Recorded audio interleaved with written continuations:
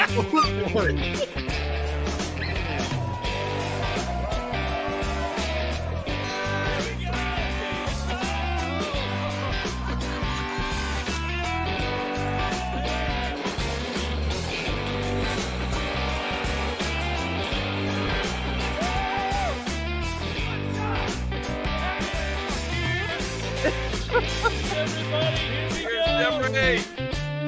Jeffrey, you gotta get a sucker for me, buddy.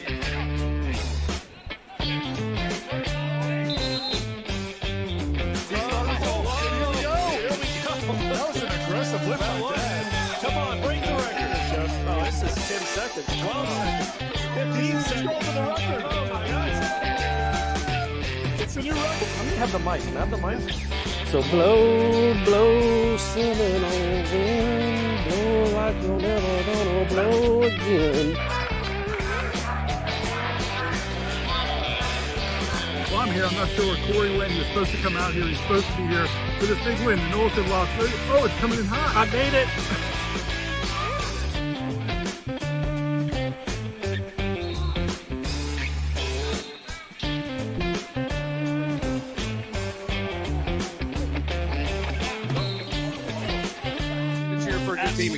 Cheers! Go Noles!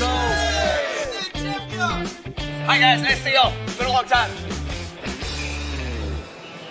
And away we go. The final one of these for the year. Good morning, everybody. Good to have you. I've enjoyed this all year long with my man, Tom Lang. I'm Jeff Cameron. You guys are you, and we've made it to the end. Warchant GameDay, Florida State, Florida, rivalry game. And Noles come into the game, as you well know, at 2-9. Florida, meanwhile, at 6-5, back-to-back wins over LSU and Ole Miss. So you could argue they're feeling very good about themselves. Florida State off a lopsided victory the last time out, buddy. Perhaps they take the field today with renewed vigor, the kind we haven't seen at all at any point this year. Like maybe we get it today, tonight, in what should be a crisp, wintry day for football. It's absolutely perfect here in Tallahassee. Let's see if they play their best game tonight and give us a reason to smile, if only for a moment, before we embark on what is going to be the documentation of massive changes, both to the roster and then obviously the coaching staff. That's already begun with 3 firings in season. So always an indicator things haven't gone your way when your coaches are fired before the season ends. Yeah, I've got the melancholies. It's the last day of school feeling. You know, that was always a fun day, but it was also kind of sad. Nobody remarked on that because you weren't allowed. Summer vacation was coming, and so everybody was – you're putting on a face. But when you sit in that classroom, you go, man, I'm going to miss this, especially if you were going from one area to another. And for this one, it feels like it's graduation day, and I'm going to be in summer session in college tomorrow, because tomorrow for Florida State begins a completely new, clean slate, as much as you can get without changing the head coach. So that's going to be on our minds all day today, and I'm pretty sure that 95% of conversations in the tailgate lots of the IM Fields or atop Hotel Indigo, which is going to be beautiful today. They do have heating. They do have heating. So we usually say they have air conditioning, but they got the heaters today. Those conversations are going to be about what comes next. It's not going to be the 60 minutes on the field tonight, but it would be nice to have a distraction from those future conversations with an ugly game tonight. One that's just putrid to watch, and it's 17-13 at the end of the third quarter. That's what I'm rooting for. Well, because you think that's the path to victory, too. I don't think any of us think that Florida State's going to go out there and win a 38-35 type game. The path to victory for the Noles is to muck it up in this game. And Florida's offense is not elite.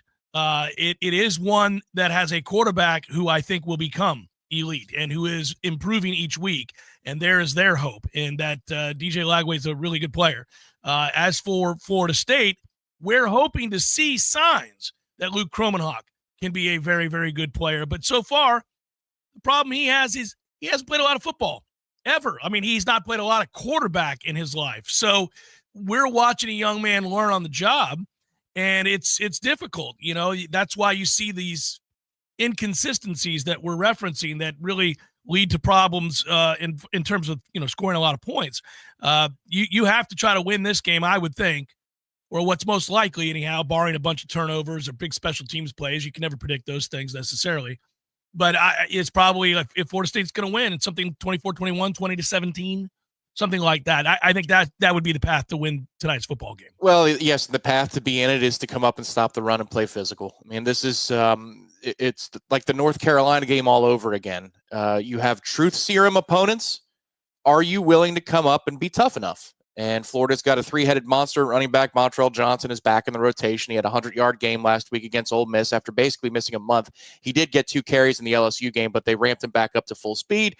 That kid is tough. I mean, and their top 2 backs, and he and Baugh, are both over 215 pounds. So this is, you got to make the choice tonight. On a cold night to let the pads pop, there's a different echo of the pads when the air is like this. And that's pure football to me. But you're going to have to invest in that, not for a drive, not for a quarter. It's going to have to be the entire game that you're willing to come up and do that. If Florida State does, then you follow, I think, the blueprint that Florida laid for its 2 home upsets the last couple of weeks, which is hang around, make it ugly.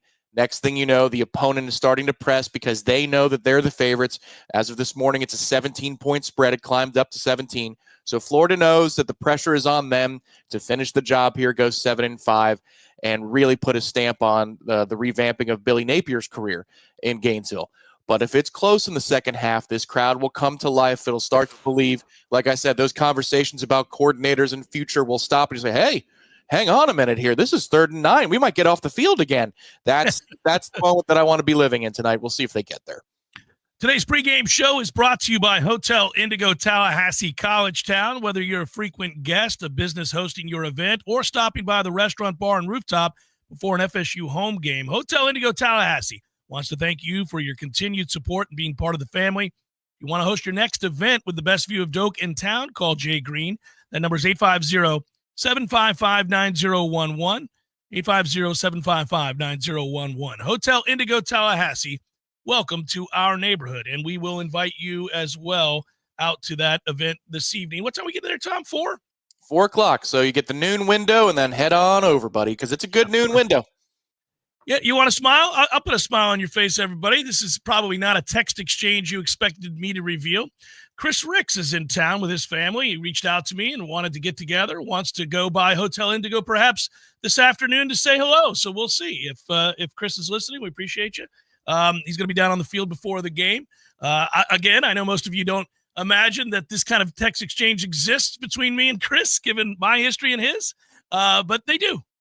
So we wish him and his family well. And some other Noles are making their way, former Noles are making their way to town as well. It is Florida State, Florida, after all. I mean, you'd like it to mean something. You know, if he happens by, maybe I'll FaceTime Dominic Robinson so 4th and 14 can connect on the 7th floor of Hotel. Wouldn't that be something? Yeah. Yeah, there you go. All those years ago, buddy, I remember I was moving from one place to another on that particular Saturday night 21 years ago, and I heard Gene's call of the whole thing. I know that you love the McHuber call of the touchdown, the eventual touchdown on that drive.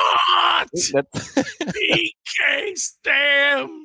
I heard the whole drive going from Oldsmar to Palm Harbor, and Gene took it home. I couldn't believe it. I might have said some colorful things in high school about the quarterback play, but nice job, Chris. That was well done. Well done. A fond memory. You're going to need something unlikely to happen today in order for us to be talking about the 2024 game in 2045, in the same distance from then.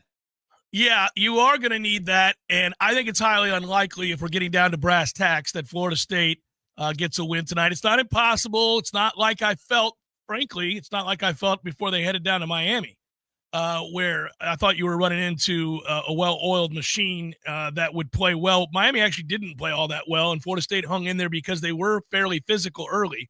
And if you see that there are signs of that tonight, well, get excited, because then I think they can be in it into the fourth quarter. Because again, this is not an overly explosive Florida offense. It is a very physical offense, and they will run the ball, as Tom was alluding to. And the main thing for Florida when you watch them is that they play really hard, and it's an admirable trait. And it's not one we should have to beg our team to engage in, but it is something that week to week we're watching very carefully. And honestly, Tom, I hate to bring it up right now because it is a depressing point. Do they care?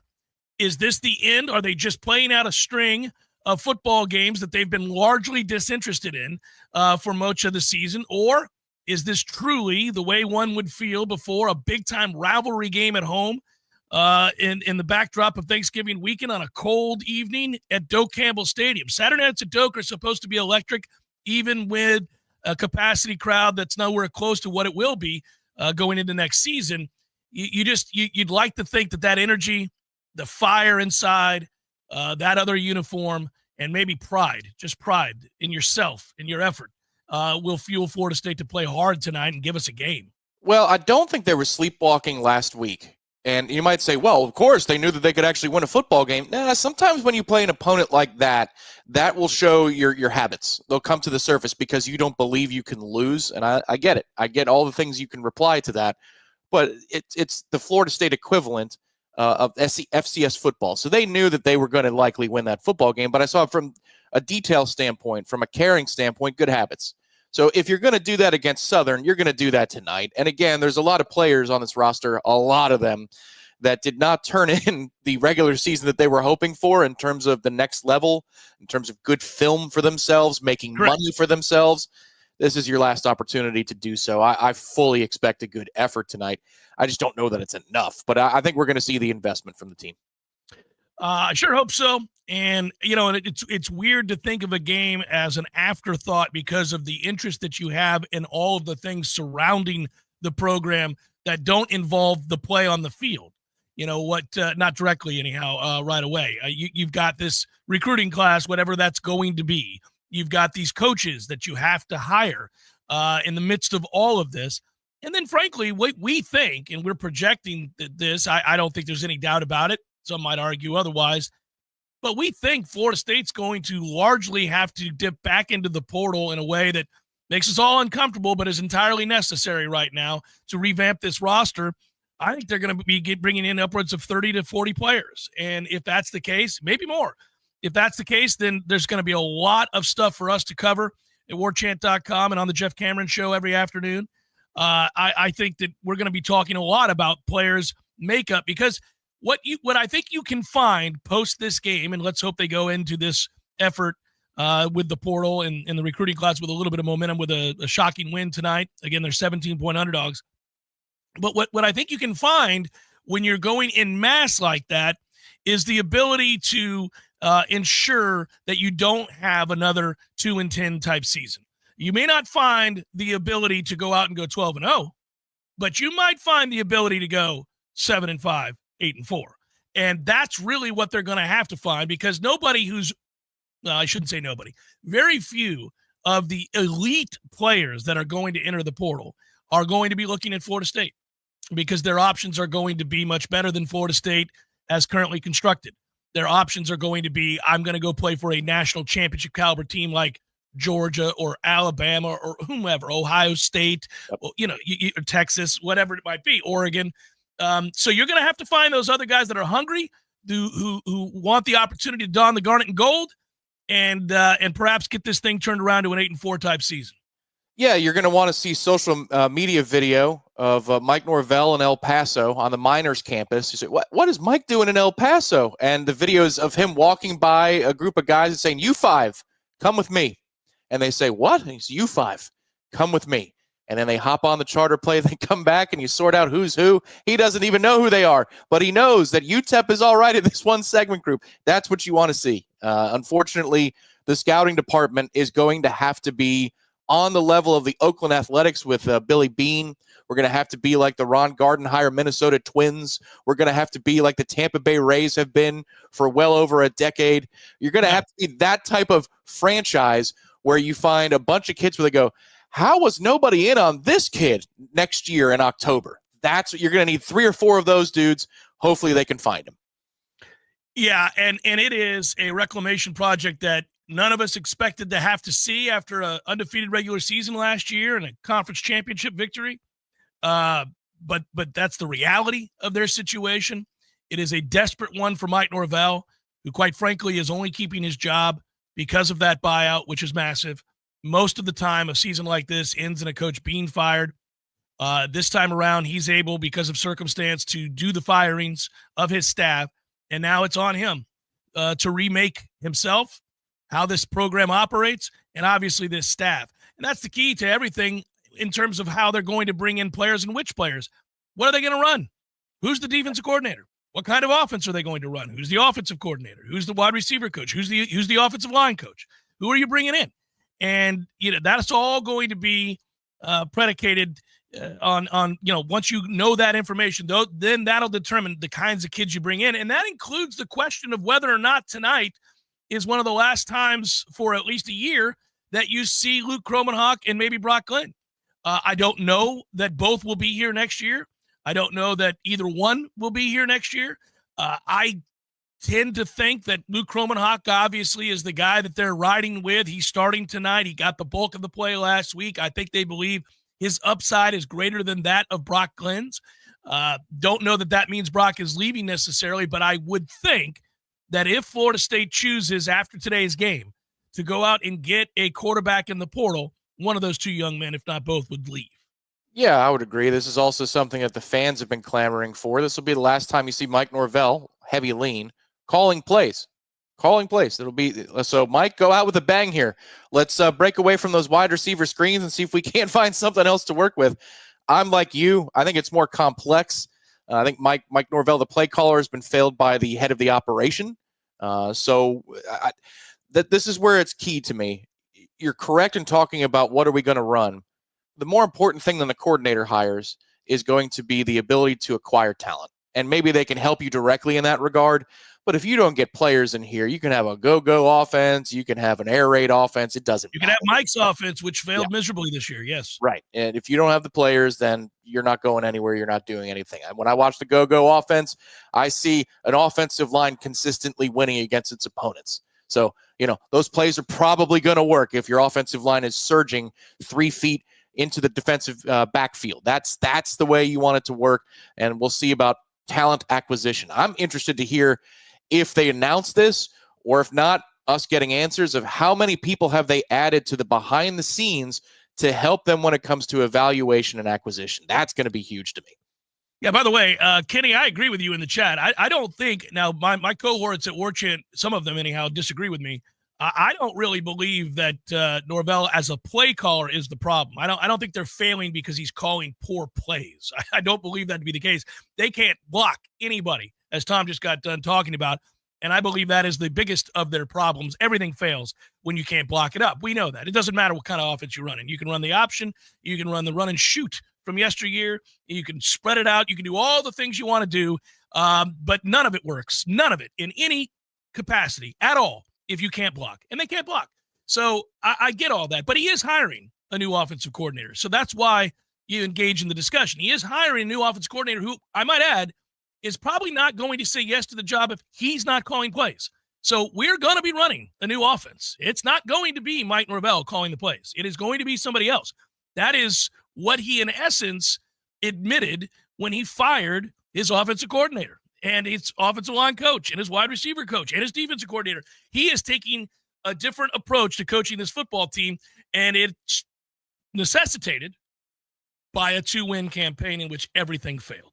Is he going to be the coach now? It's a new era. Grows out the beard, puts on glasses, and then walks over to the offensive coordinator, has his hand on the offensive coordinator's shoulder, and has a conversation. He guides the ship. His shoulders start to slump because he's aging a little bit. He's more of the CEO type. The demeanor is going to be interesting for Mike Norvell. In practice, he's the same guy every day, and I would imagine he will continue to be. We're looking for changes in how practice is run. I think we all agree on that. Mm-hmm. But how you message when you're a CEO versus somebody who's hands-on with the offense is going to be different as well. You have to be careful and acquiesce and allow that offensive coordinator to speak for themselves. And Mike is great about that. He already allows his coaches to speak to the media in a way that many in the Saban tree do not. But everything about what he does, every word he chooses, the layout of the availabilities, the layout of practice itself, it's all going to change. And he's going to have plenty of time to think about it because you don't get 15 practices next month. So you're going to be devising these things as you're on a plane to either go see recruits or go see potential transfers to go meet them. And you're going to have to draw it up, and you're going to have to get answers from your new coordinators too, the way that they like things, because it's not just about changing the scheme on the field. The process itself has to be looked at and probably overhauled. You don't get from last year to this year without some real issues in the process. I think it's got to be attacked with a level of enthusiasm and newness that is usually reserved for a first-time head coach. For a guy who finally gets his shot, and that you only get one first time, right? And that's the kind of zeal and vigor that you would attack anything that you're excited to do with. He's got to find a way to find that in him again. And whatever that is, a makeover, if that's what we're calling it, he's going to have to look at himself differently and go about a process a little bit differently, I think, because he knows that this one failed him. And, he's had success everywhere he's ever been, including here. And he's had success doing it a certain way. And this is really the first time that he hasn't. And it's a weird conversation because it was after he had already established who he was. It's what's hard to wrap your mind around with this season to me is that he had done all of the heavy lifting. He had done all the hard work, all the things that were in doubt that he could accomplish. He found a way to do it right when he needed to. I'm going back to the 10-win season, right? That was the year. That was the year you had to show and prove to get the overall buy-in heading into the next season. And to get that handful of transfers that made such a huge difference, you had to have proof of concept. And he did it. He did it. And they won 19 straight. So to see this happen is unprecedented.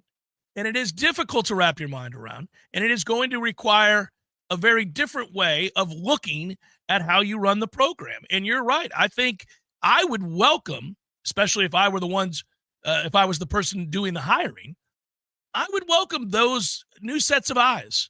I would welcome the new voices in the room in a way that maybe goes above and beyond what I would have been willing to do in yesteryear, because I have now seen that change is necessary. Clearly, my way needs, at the very least, to shift and be looked at through a different set of eyes, because this led to this.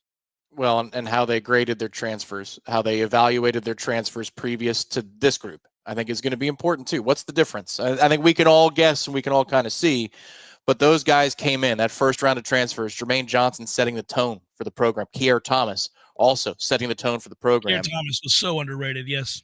Coming in with chips on their shoulders, something to prove. I don't know that this group came in with something to prove. They came in with an expectation that this thing was already on the highway and it was flying down the highway, and they're on board for a ride. But this is a phrase that's used by our hockey coach down in Tampa. We've got a lot of passengers. We don't have a lot of people who want to drive. We got a lot of passengers in that locker room right now. So find me a couple of guys, and they may not be as talented. They probably won't be. Because you're right, the competition in the market now is much different than it was last time Florida State dipped in the transfer portal to transform the program. It might not be as talented as Jared Verse or Jermaine Johnson, but give me guys that are going to be accountable. Give me guys that are going to set the tone, and that's going to help too, because there was something lost in translation there. You could feel it in preseason camp. I thought a couple of wins on the board, and it was going to solve itself because there's a bunch of new guys and new roles being asked to do new things. Those wins never came. So in case of emergency, like an 0-1 start when you're playing Alabama next year, that's what you're looking at. You're going to have some guys that are still in it to win it. I think also what's going to help you next season is you do not have championship aspirations. This team did, and I'm talking conference championship followed by playoff aspirations. This year's team did. When you're 0-2, thanks for playing. Next year, they know there are going to be bumps on the road. So they're going to fully expect that losses are coming, but how many times can you overcome that? Can you grow towards something long-term? That makes you an attacker week to week. So from a mentality standpoint, you're going to have an advantage that you had over this season, but you just can't make these calculations so incorrectly, because the way the roster was constructed this offseason was to be a run-first team, play action with a guy with a cannon for an arm. They couldn't run first. So that's the end of that. So whatever led to those calculations, that strategy, whatever is in that process needs to be reevaluated from the ground up. Well, that would have to do with the assessment of your roster, Tom. I love the idea. I know you're talking specifically about what they wanted to do this year from a philosophical standpoint, which is run the ball, because you had a quarterback who has a big arm and you wanted to play off, you wanted to throw off the play action. I love the idea of the mentality being whoever he hires as an OC, I think you got to hire somebody who wants to run the ball. I think you got to go back to the well in wanting to run the ball. And I think you want to be really physical, because I think that permeates everything about who you are and what you are, week to week, day to day, game to game, all of it. And they failed miserably in their efforts to do that this year, but they need to go right back to it, which means I think that you're going to look at your resources and you're going to say, how best do I allocate these resources, spend this money? And you and I and the entire staff, we've been for weeks having a conversation about what does it look like when you're bringing in 30 new players or 40 new players. What does that look like? Well, this is the very conversation you're having behind the scenes. Is it's going to be defined by how much you're spending where. To me, I would spend it all in the trenches. I would spend all of my money on the offensive line and on the defensive line. Frankly, I don't even care if they go out and get a quarterback. I'm fine with. I'd ride with Luke Kromenhoek. I'm fine with that. I'd stick with him. I know you don't think that, and a lot of guys don't think that. I don't know that you're going to get an elite level quarterback to say yes to Florida State right now. I think anybody you bring in, given the mess that this is probably highly suspect, has some warts of their own. I may just ride and die with my guy here. I'm here for the discussion. I don't think that's a non-starter. But yes, you've got to shorten the games too. You know, you're not going to have good players relative to your competition. So running the ball does help there. Frankly, I would spend a hell of a lot more money on the offensive line than the defensive line. You got to spend in both trenches, I understand. But this is a program, reputation-wise, traditionally, that's built on offense. That's what Florida State is about. Florida State as a program isn't 17-13. It's Bobby Bowden as Jimbo at the height of his power, setting records with one of the slowest offenses in America. It's a high-flying offense program. You're averaging in FBS games this year under 14 points a game. You got to fix that. If you're going to lose by scoring points next year. That would be my approach. And so I'm not saying totally ignore defensive end, defensive tackle. I'm just saying that maybe 60-40, 2/3 over to the offensive line versus the defensive line. We've got to look better on offense. People can't take it. This program with its reputation, how am I going to keep boosters helping my program? How am I going to keep the collective people invested in the program? We got to score some points next year. We got to be a hell of a lot better in that regard. Well, they can accidentally score double the amount of points they're scoring in games, conference games. This is so pathetic that it defies logic. If you just try, if you line up and just care, I think you'll score 20+ points a game next year. I mean, it's ridiculous. But yes, and I'm starting on the offensive line, and I'm doing whatever I have to do to ensure that my strength next year is the offensive line. I'm going all Harbaugh here. I'm going to run the ball. We are going to find a way to run the football in a lot of different ways, and we are going to be physical and play downhill, and we are going to be big up front. It's just happened because, again, I think it changes who you are on a daily basis when that's your identity.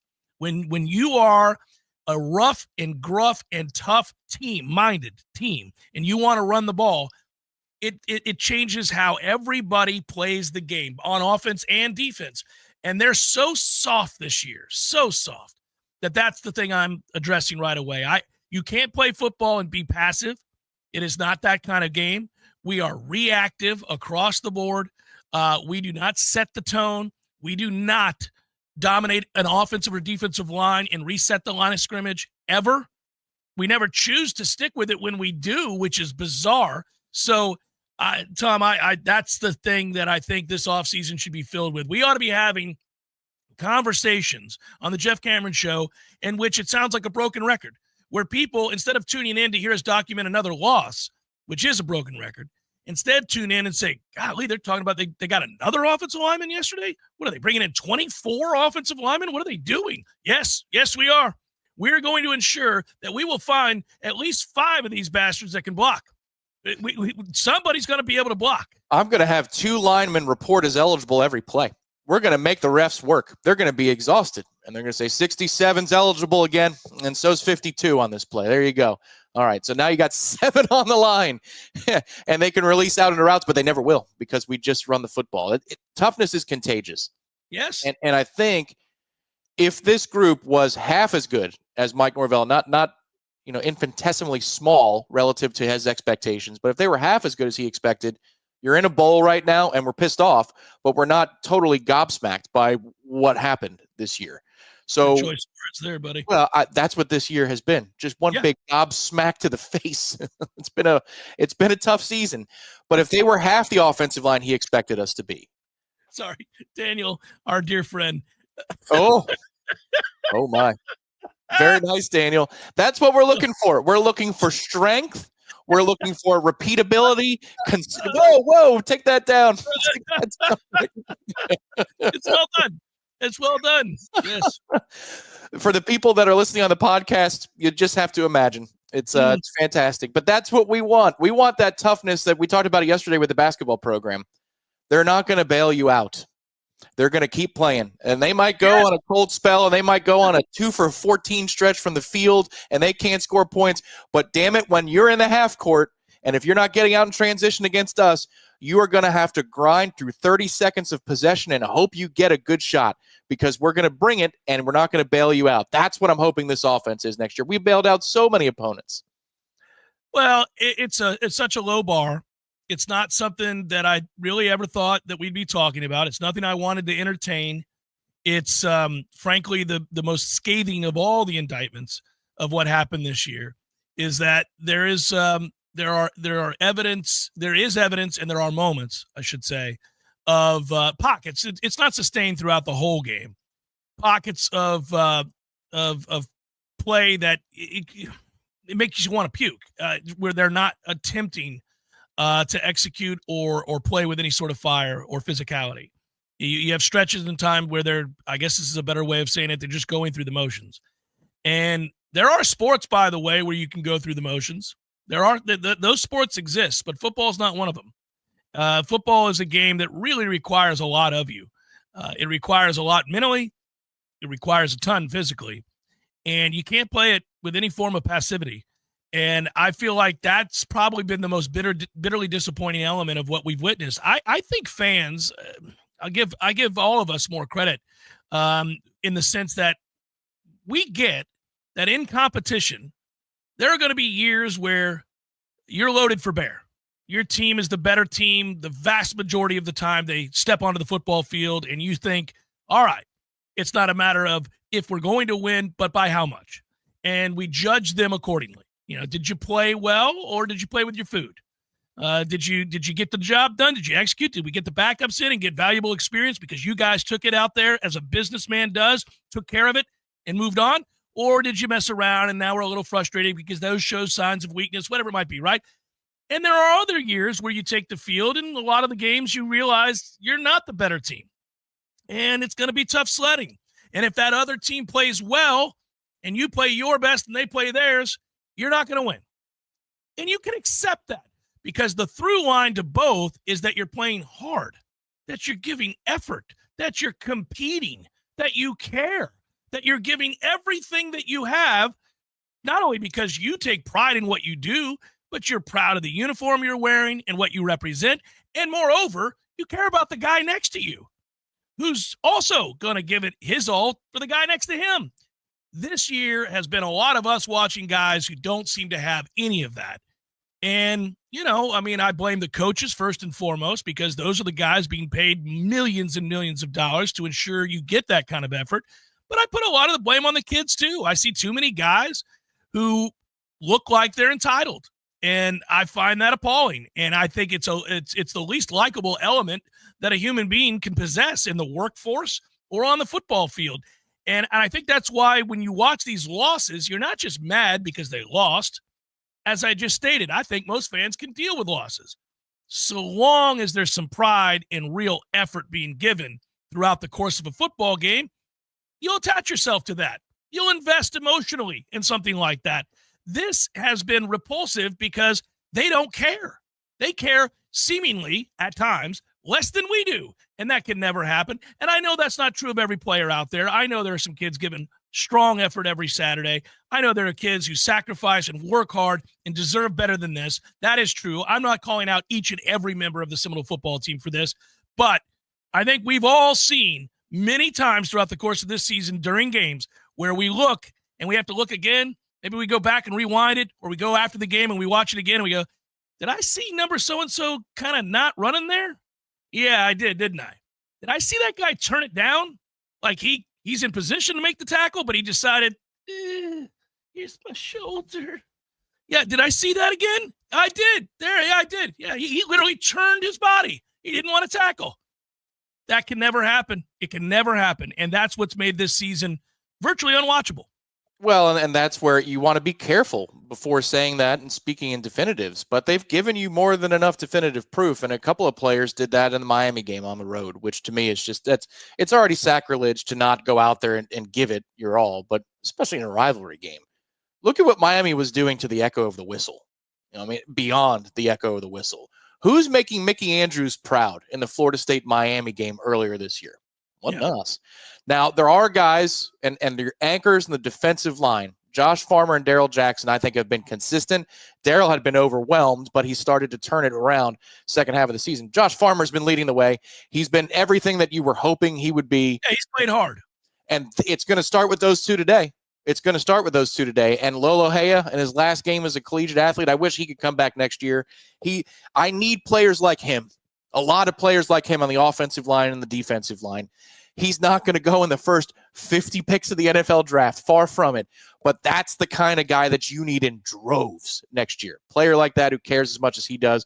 Farmer, Jackson, Daniel Lyons. These are the guys that are going to have to add up and make something out of a defensive line performance that keeps you in the football game today. There are others who have been inconsistent, and those others are still allowed to play and start. That is what's frustrating to me.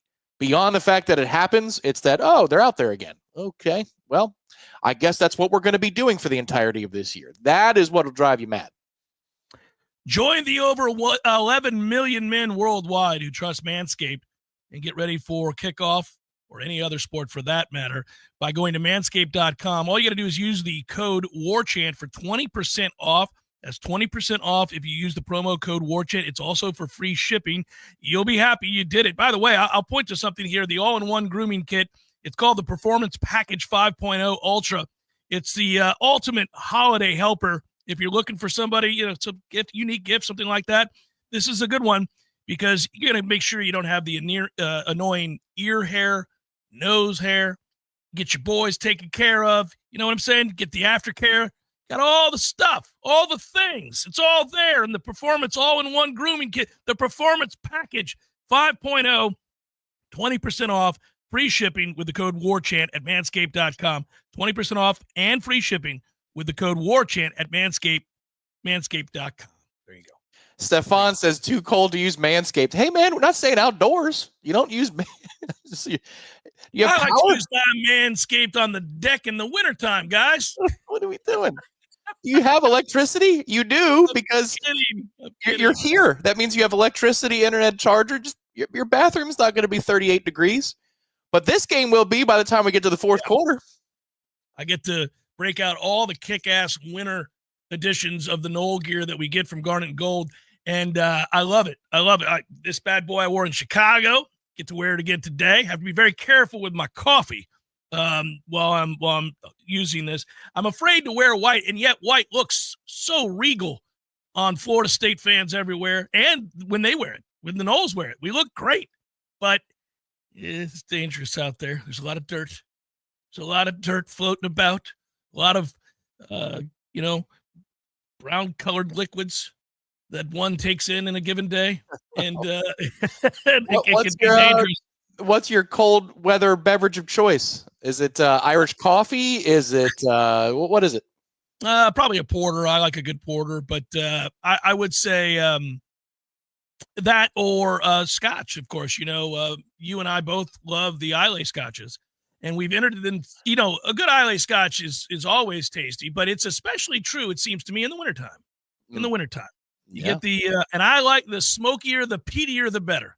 It should be kerosene-like. Let's go. Well, you're welcome to stop by here on the way to Indigo, and I'll pour you a little bit of Distiller's Edition from Lagavulin if you want. Okay. Aged in sherry casks. Ooh, buddy, that's good. Mm-hmm. That's quality. That's quality drinking right there. Well, anyhow, we've needed to drink a lot to get through this season. That's the point. It's been tough, and it's been a rough road to hoe.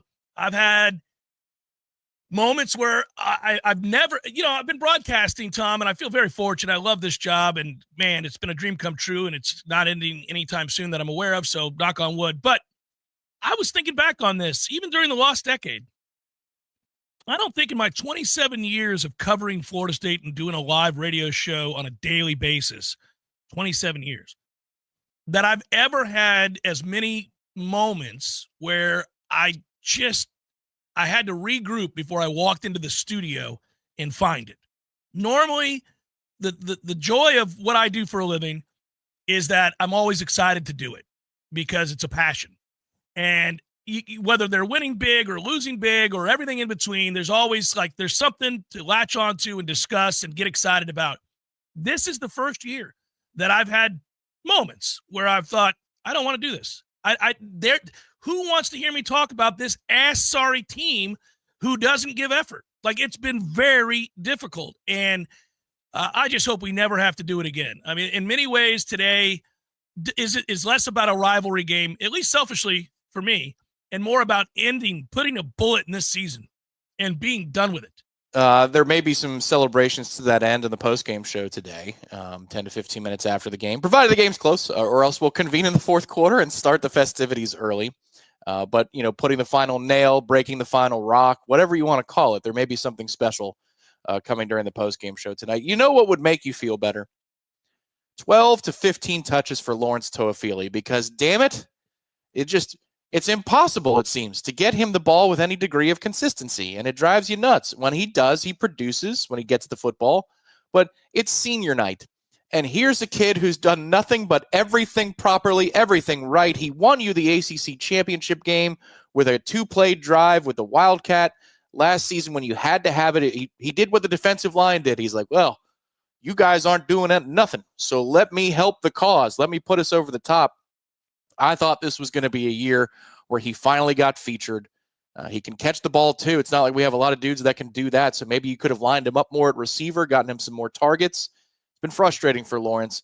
I'm so sorry to see that he doesn't have any more eligibility because I feel like he deserves another crack. Maybe you can petition the NCAA and say, one win over an FBS squad? What do you say? Give me another year? But it would make you smile, make you feel a little bit more peppy about Monday if Lawrence gets some touches today and he produces and he gets Florida State in the end zone a couple of times, because he's a feel-good player. We're talking about a lot of guys that we don't know how much they're invested. Lawrence Toafili gives a damn. He really does, and he's been here for a whole lot of ups and downs. Maybe end his career on an up tonight. Well, he's been a great Nole in the sense that every time you talk to him, even in the midst of all of this, he is always engaging. He shows real leadership. He's a kid that has had a passion for playing for the Garnet and Gold and going to school here. A smart, measured young man who works extremely hard. And I've enjoyed covering him. He's a guy that early on I had pretty low on the depth chart in my mind of running backs, but he kept working, kept getting better, kept getting bigger and stronger, kept giving himself more opportunities. It is a shame that his career has ended here in the manner that it has with the season that they've had, but it's not for lack of trying and effort. And he'll always have being the hero of the ACC championship game a year ago. And that's how I'm going to remember him. I'm going to remember him having a superhuman game when we needed it against Louisville in the ACC championship game. It should have been enough to propel us to the college football playoff, but alas, it was not. So I'll always remember him fondly in that way. And there are a lot of guys like that. And I should say, we should bring that up. There's some good kids on this team who had a lot of success. The last 2 years have been very successful. Florida State won 23 games in those 2 years and really, really played a good brand of football. It was enjoyable to watch the transformation in such that nobody saw this coming. Not Mike, not NFL scouts, not other coaches in the league, not these players, and certainly not us in the media. None of us saw this coming. It has been a remarkable turn of events in a negative way. And now you're hoping for another remarkable turn of events. And maybe they get it. Maybe they get it. Tom, I've been very careful. I've stopped short of saying he can't do it because I think we've entered into a different realm in college football, a different era of college football where you see a lot of strange things happening Saturday to Saturday. Almost happened again last night, that 57 overtime game between Georgia and Georgia Tech. You just see weird things all the time now in college football. And in that sense, it's exciting. I've rather enjoyed that element of this season. I'm talking about the fandom of college football. I've rather enjoyed seeing all kinds of weird happenings where you go, ooh, that wouldn't have happened in the old system. That's not likely to have occurred. You've seen a lot of firsts, including, unfortunately, us being a grand outlier above and beyond the disparate type seasons that I think is going to be the norm in college football. Let's hope we see another remarkable turnaround and we're left speechless again next year. Like, what if we're sitting here doing Florida State-Florida pregame show next year at this time and we're talking about a 10-win Florida State team? I suppose it's possible. Doesn't seem likely, but it's entirely possible. That's why it's turning into the NFL in a sense. You've documented this all year about major programs having swings, ups and downs. USC, Oklahoma State, Oklahoma, Indiana going the other way with a bunch of transfer players. It can happen. Miami, investing heavily and then being rewarded for it where they're at least on the brink, unless they slip up today at Syracuse. But you can enter your sure, and SMU playing big boy football or trying to, and here they are. They're definitely playing for a chance to get into the playoff next week. They might be able to clinch it today by winning and be safe. We'll see. Certainly, you know what they need, Tom? They need Joe Tessitore to tell you they're in the playoffs after every play. Buddy, I hope he wears. I hope he wears. Yeah, go ahead. No, Tom, they got to do something. Like I'm saying, if I'm the network, I'm like, hey man, get off your knees. Well, we're over here. Come on now, let's make it a little less obvious. That's what I was going to say. I hope he's wearing knee pads for every broadcast. It's ridiculous. Yeah. Come on, Joe. It would not stun me. It would not. I legitimately think this is possible. That he has his phone with him, and boop, boop, Greg Sankey texts during the game. He reads it, and then he speaks it. Because it is pretty clear. But I'm talking direct from Sankey himself, because the way he flips it, he did the exact same thing last year. I know you didn't watch it because you were in the stands. You were in a suite. He did the exact same thing last year with us in Louisville. And all he said the entire game was, you have to wonder. You have to ask yourself. Yeah. You have to look before you. Like, man, okay, I got you. You know what? You should just go work for that network within the ESPN realm. Don't like he pretty much is. I mean, what I'm saying, like, don't have the ABC mic flag. If your game is on ABC, have an SEC mic flag, put on one of those oversized helmets with the beer dispenser that goes in your mouth, put on overalls, because that's who you are, is the SEC guy. It is absurd. Hopefully for SMU's case today, with their broadcast, they have somebody who brings equal energy. I highly doubt it, though. They need a Joe Test of the ACC just to randomly throw out nonsense over and over again, regardless of whatever facts are in the way. Just have a guy stand there and be like, now, I know Cal's won 6 games this year, but to me, they are a college football playoff team. There's no doubt. I mean, you look at them, that win over Auburn. I know they lost to Florida State, an equally great ACC team. And I just think they're a playoff team. In fact, I don't think it matters if they win today. They're in the playoff, guys. Cal is in the playoff. Because I believe it. That's the way it is. Thanks, Joe. I believe there is a certain media personality that you said, I can't repeat it because it's probably inappropriate for Warchant TV, but during a certain quarterback situation 10, 11 years ago, you said, well, if we're just making stuff up, maybe you and minors, like let's just if we're making things up. If we're just going to say things, yeah. I mean, this is why people believe the conspiracy, because they have to listen to that for 4 freaking hours. And somewhere in the second half, it changed. Like, clearly, it was crazy.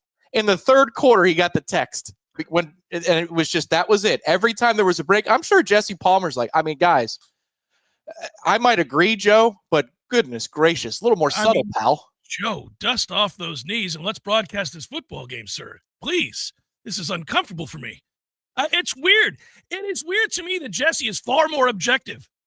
Far more than Joe. Joe, you didn't play quarterback in the SEC. What are you doing? What are you doing? Your kid was on special teams for Boston College. What are we doing? It's bizarre. Anyhow, Florida State.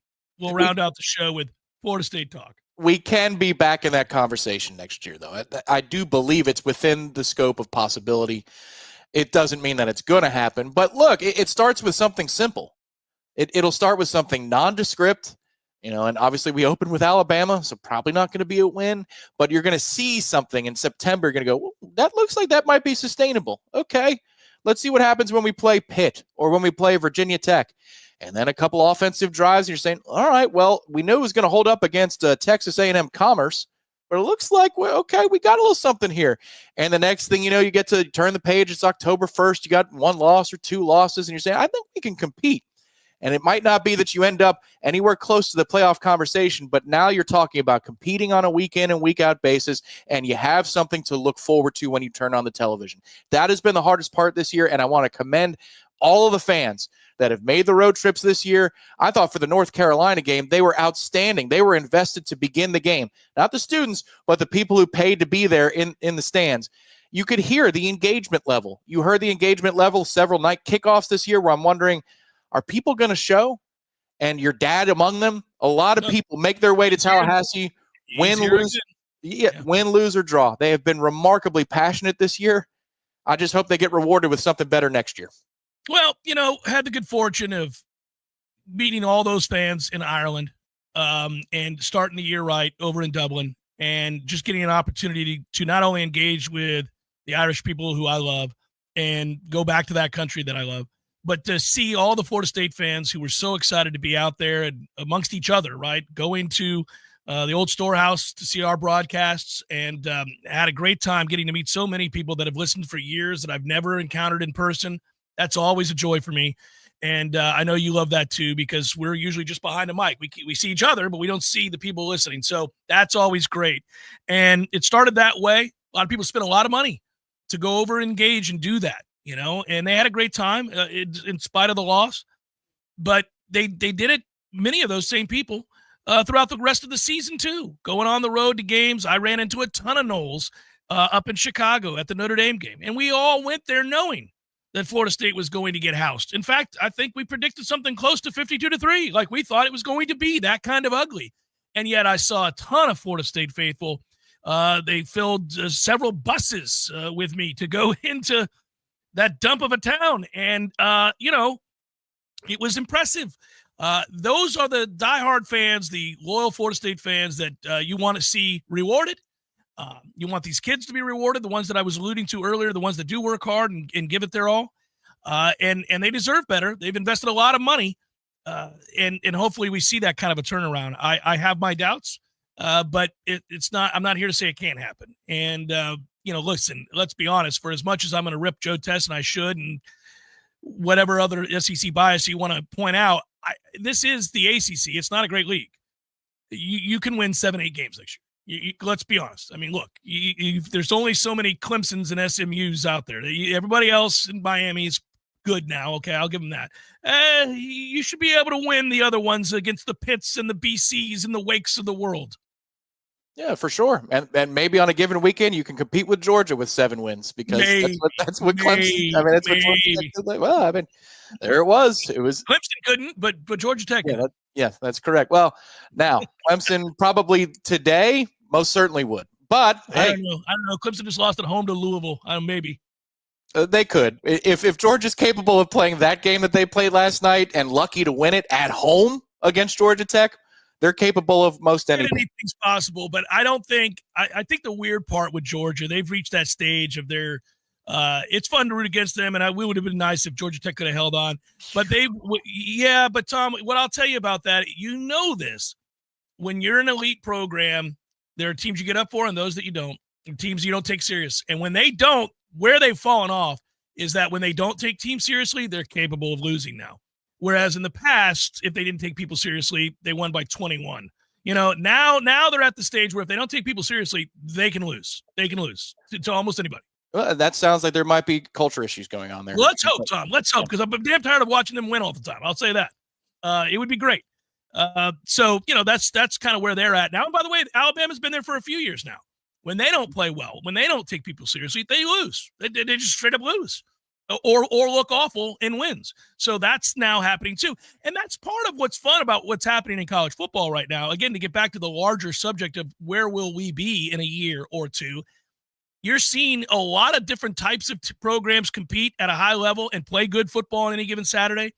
It's possible now that kids have more options. If you're a 5-star kid, it's not just this school or that school. You're looking at many schools now as they are actively involved in NIL and can pay you to come there, whether that's a Kansas or a Colorado or a Oklahoma or hell, a SMU. I mean, you're seeing that now.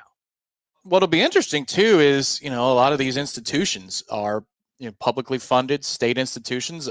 Is there going to be FOIA when there's $20.5 million for the university to spend for name, image, and likeness on players directly? And are you going to know the contract details by law if it's not a private institution for, say, Florida State's offensive line next year? Because if the House settlement does go through next April, that means light switch flips on. $20.5 million across the country for each institution to throw at players across all sports.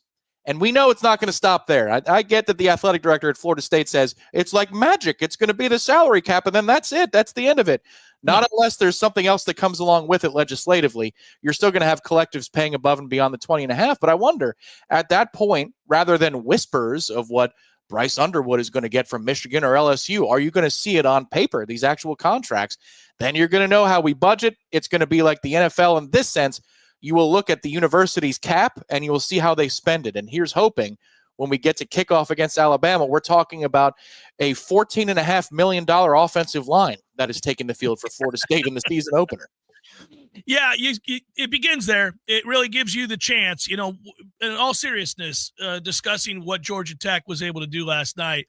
It goes all the way back to what we saw Georgia Tech do against us in the first game of the year. They are physical. They play very physical and they play very hard. And their offensive line, we came into the season talking about they had one of the best offensive lines in the country. We discussed this before we played, and we said, you know what? I don't know how good their skill position players are, but I'll tell you this, their offensive line's very good. Well, when you see that, Tom, you realize that's really the catalyst for all levels of competition. Like, they've had games this year, obviously they've lost 4 times, where you're watching them against a middling ACC team and they lose. Well, that's because they're not elite at quarterback. They're not elite at wide receiver. They're not elite at a lot of skill positions. But what they are is very, very sound on the offensive and defensive lines. The offensive line in particular, that's where it starts. And for Florida State next year, that ought to be something we are sure of before you go into the season, is that you're going to get, at the very least, competence on the offensive line, because they've been incompetent. They don't communicate. They don't do well when teams run stunts or games. They struggle with that. They're just not competent. I promise you that even if I believe they're competent and to good because mission accomplished, I'm not going to say it with bravado, because camp doesn't tell you the truth unless they change the way they practice. And so you can get a better eval on exactly what you have before you. If they leave practice the same way, the last 2 years, the offensive line has indicated something the opposite of what actually happened on the football field. 2 years ago, it was the run blocking was good, pass protection was awful. Could not have been more of the opposite in 2023. And then this year, they were competing with the defensive line. You think it's because they're at a certain level. NFL scouts coming in by the busload. Nope, it's because they're both bad. So we'll see in the games. But you could bring in new bodies, and they can have film that suggests they're going to be pretty good, because the most maddening thing about that Georgia Tech opener was that it was, I think it's 9 starters on the offense returning. 4 out of 5 on the offensive line were returning, and they didn't pull any tricks. There were no tendency breakers. What they did against Georgia last year and in their bowl game last year is exactly what they did in week 1 against Florida State. I would love to be able to, once again, like we did in 2022, get off the bus. You know what's coming. Good luck stopping it. Because that's what made that 2022 team so likable, was we're running this thing. We're very, very good at it. If you stop it for a little bit, we've got some things to play off of, but you're probably not going to stop it with great consistency. That was so much fun. Well, they have an identity, and I think that's what you're talking about. Key is a great coach. I loved talking to him before the season. He's a straightforward former offensive lineman. He cares deeply about the university that he coaches because he played there. And he is, and I'm not saying you have to have played at a place to be a good coach, but it adds an extra element. You can hear it in his voice when he talks about it. I think transferred to the players because there's such a passion that he has for that institution. But what he has more than any of that is an offensive lineman's mindset. And they play like a gritty group that's going to line up and punch you in the face. And that is what they did in the opener against us, what they did last night. Now, this is not Georgia Tech radio, but the point is we're looking at a larger topic here, which is that identity. Florida State doesn't have one. They've got to find one, and I think it has to start in the trenches. I think it has to be about bludgeoning people in the run game. If you do that, I think you're probably going to stick with Luke because you'll utilize his legs in the run game as well, and he is very athletic, and I think he's a big, strong kid. I would do that unless you have a slam dunk quarterback transfer that is somebody akin to Ward or somebody like that. Like you're going to have somebody that you know is a stud. Well, that's the only way. And then they're interested in us too, because again, this is to your point. You know, a lot of teams are hitting the market hard. There's already articles on the parent network that we have at On3 about what 5 programs are going to be spending a lot of money on the market this year in the transfer portal. And, you know, we're not on that list right now. Now, we'll see. But if your competition is Florida or Colorado or, you know, these other teams that are upwardly mobile that have a lot of investment in the moment, are you really going to try and outbid and break the bank over Miami again for a $3 or $4 million quarterback? Because that feels like where the market is going. You really want to spend that much on the quarterback? This is where I agree with you. Spread that money out over 3 or 4 3 or 4 decent offensive linemen. That's what you need to do. And at that point, you have something to work with because you can bring that quarterback. But if you don't go get at minimum 4 offensive linemen, you're going to be in big trouble anyway. What's the difference? I think minimum is the right word. I'd double that. I would be so offensive line crazy that people would get annoyed. I mean, like, that's the largest offensive line room in the country. Yes. Once again, I'm going to find 5 sons of bitches that can block. It's going to happen. It's like insects. Like we're going to live. We're going to survive from an evolution standpoint because we have numbers, not because we're intelligent, not because we did the right evaluation, not because we're stronger than our prey. We just have numbers.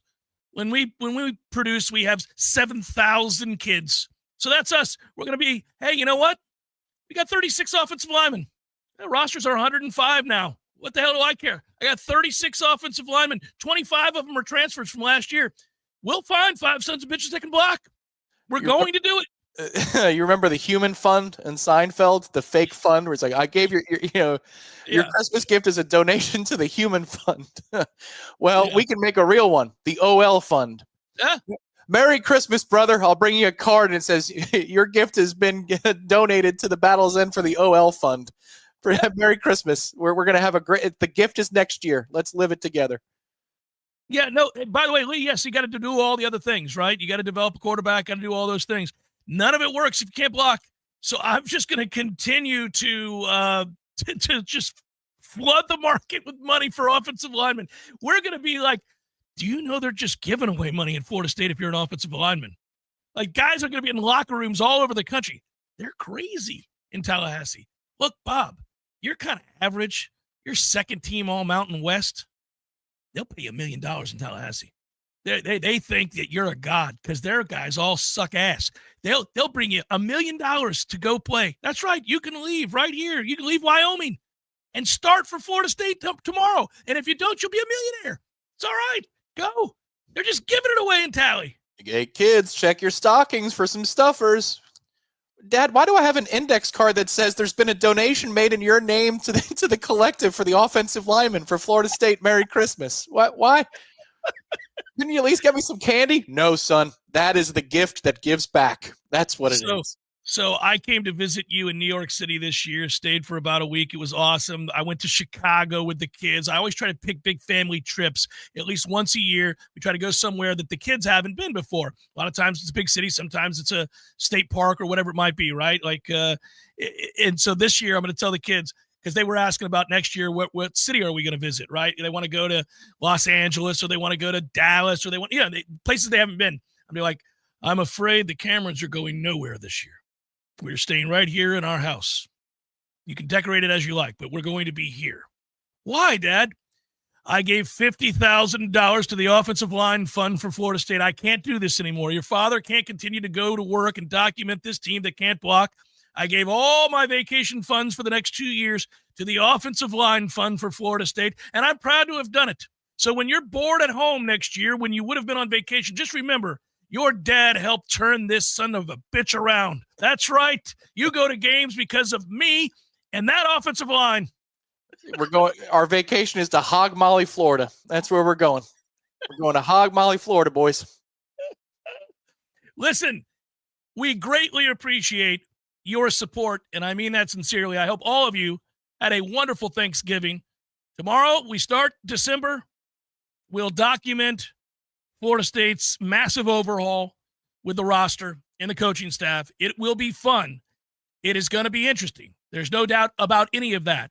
And none of it would be possible if you guys didn't continue to support us. And so I want to say thank you. It's been a tough run this year, obviously, but I've enjoyed doing Warchant GameDay with my boy Tom. We've been doing this for years now. And again, that's only made possible by the fact that you guys watch and listen and support this. So again, a hearty thank you. I know I speak for Tom when I say that as well. Thank you so much. And today, by the way, while we're on the subject, Hotel Indigo, we will be there at 4 o'clock leading up to tonight's kickoff from 4 to 6, rooftop overlooking beautiful Doe Campbell Stadium. You'll watch the parking lots fill. You'll have some tasty beverages. Maybe you'll have some warm food. You'll hang out. We'll talk about many of the things we already talk about here on a regular basis. If you swing by, we'd love to have you. Post-game show afterwards. Tom and Gene will wrap it up on a season, and they'll talk about maybe a shocking upset, something we can revel in, or they'll document yet another loss, and they'll talk about the changes to come. Either way, it's engaging, it's entertaining, and it's your opportunity to talk and get it off your chest. So join about 15 minutes after the game ends. If it's a whitewashing, if Florida State is getting trounced, as they have many times this year, they'll start a little early. Just a heads up there, just to start a little early. That's true. Also, if you want to commiserate, and the chat is about to shut down, but you want to commiserate with your people, stop by warchant.com right now and sign up, because the Black Friday special is fantastic. You get $1, 7 days for access for just $1, but that comes with half off an annual subscription. So basically get over 370 days to warchant.com for half off. And for Black Friday, you get a $20 gift code to Garnet and Gold if you sign up while supplies last. So essentially, we're giving you the annual membership for a quarter of the price. It's a fantastic deal for Black Friday. Largest FSU fan community. And I think that's how we get through this, is together. Just we talk through it. We all have a choice, yeah. That's what we've done. Now, we get paid to do it, but we would still be doing this if we didn't get paid to do it. We'd just be on the phone, or we'd be sitting in a living room somewhere. So I'd be incessantly texting you, and you'd be like, good God, Jeff, let's just go play golf, and we can talk about it out there. Let's go. The one thing I would say is, not while I'm over this 4-footer. Hang on a minute. Hang on. You can bitch about the offensive line again in a second. Let me hit this 4-footer. It's a slider. I got to focus on this one. Yeah. All right, kids. Be good. Enjoy the games. Go Noles. Once more into the break. I know.